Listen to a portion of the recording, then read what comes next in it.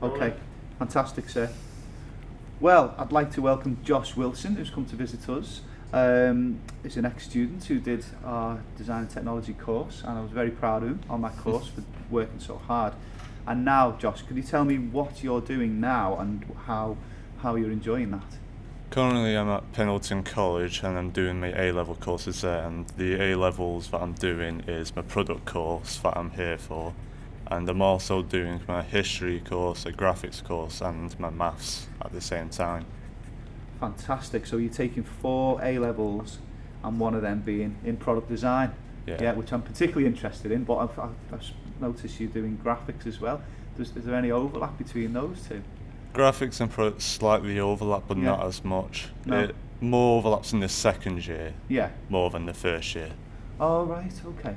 So is there any chance to, say, apply graphics to a product? Is that the kind of...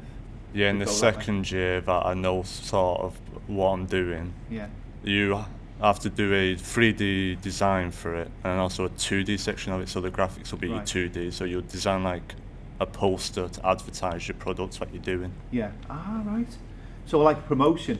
Yeah. Now that's very interesting, because that's the kind of thing we want to try to get involved in the GCSE actually. So I'm hoping that we can prepare our students for a course that you're doing. I know we've talked briefly about back when you were doing D&T, and I know how hard you worked.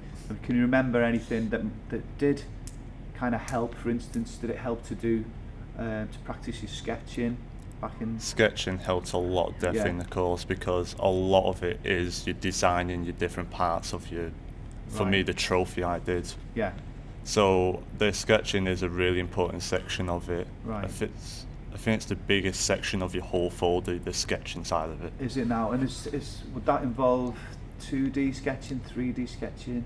It's mainly 2D sketching, but you do a 3D design for it at the same time. Right. But overall, it's more pen onto paper for your initial ideas and your developments. Yeah.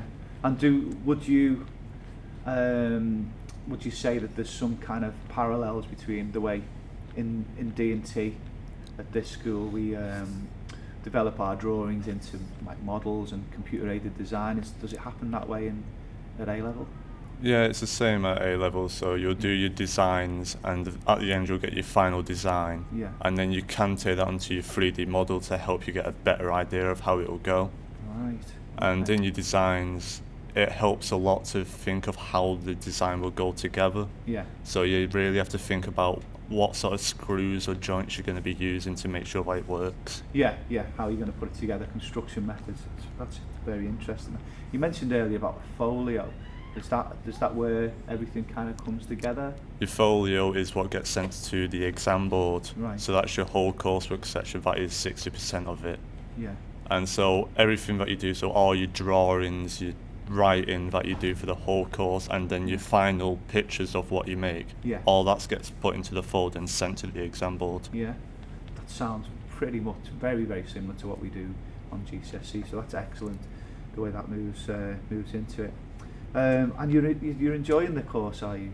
Yeah, I'm really enjoying the product course, because it's important to enjoy the course, because if you don't enjoy it, you're not going to put in the extra time that you would need to put in to make sure that you get your best grade. And you were saying you've done some extra time as well. Yeah, I used up like a lot of my dinners, and I went in on my spare 3 days to go and make sure that I got the stuff done properly. So you committed, I would say by the sounds of it, really committed to getting a really good grade. I'm sure you will as well. Okay, well, I think I've got 1 or 2 other questions to ask, perhaps just in detail. I suppose I'm interested in the kind of software you use there now. Can you remember the type we used? Is it similar to that?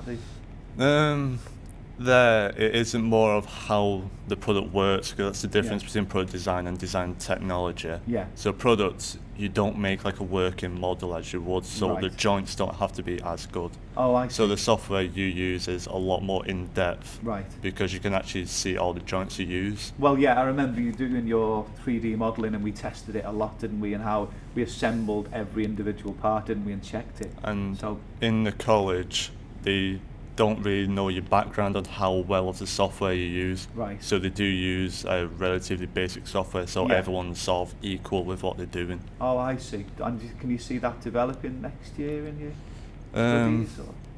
Yeah, you can use better software if you're comfortable with using that. Yeah. But majority of people don't know how to work the software that well.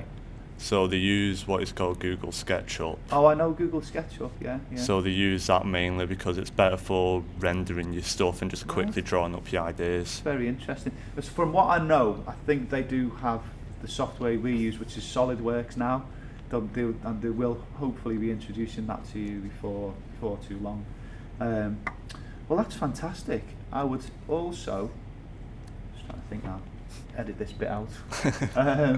Is there anything you'd like to say yourself while you're, about any advice you give to students, at this point, thinking about taking on product design?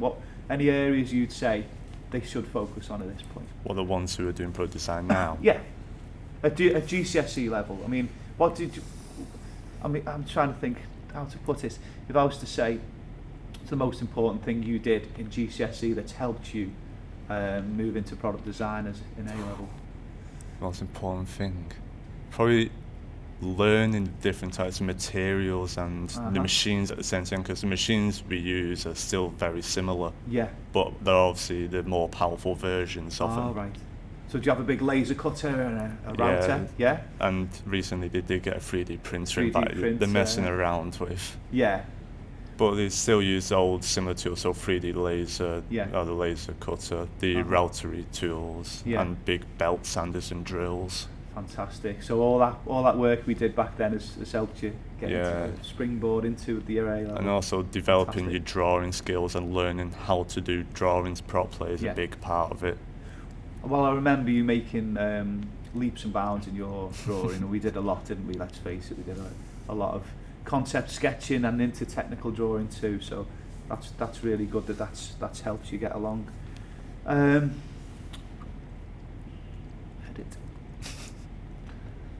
There was something else I was going to say.